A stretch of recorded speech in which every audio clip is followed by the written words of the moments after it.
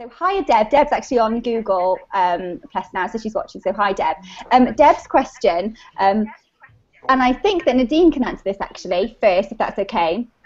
A question on priorities. What would you say the relative weight is for publications in pipeline versus teaching experience at interviews for lecturing posts? What do you think? Can I go to you first, Nadine?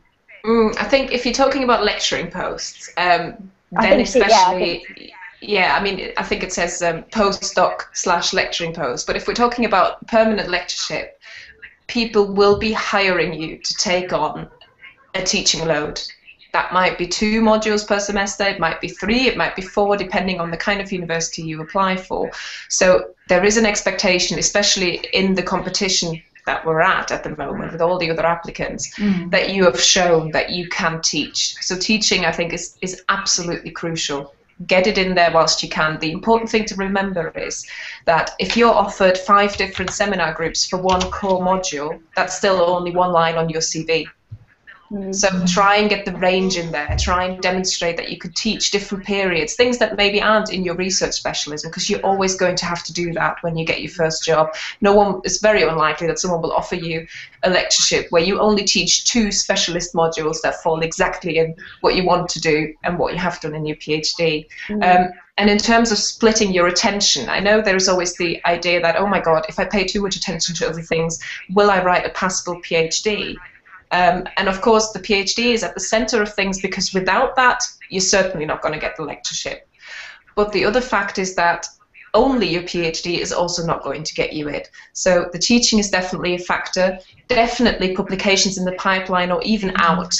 And I think the most important thing that people say, on the one hand, people always try to be nice and say, well, you have to show the potential for publication.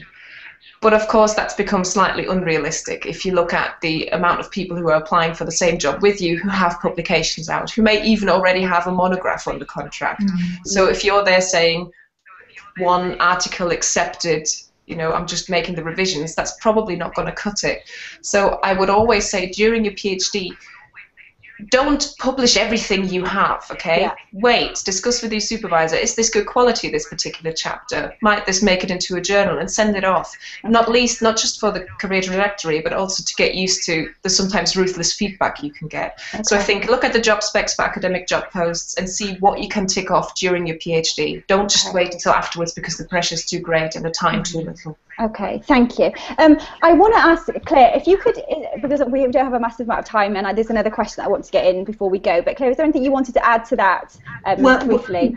Yeah, just Aimee, to put there are some discipline differences. So some of the sciences, engineers, technologists may not actually have the same opportunity to teach in postdoc, and the expectation that they have done a lot of teaching before they apply for their first lectureship, maybe not quite as high as in the arts and social sciences. So just to put that perspective, really, so don't worry if you're a scientist, but try and do some things.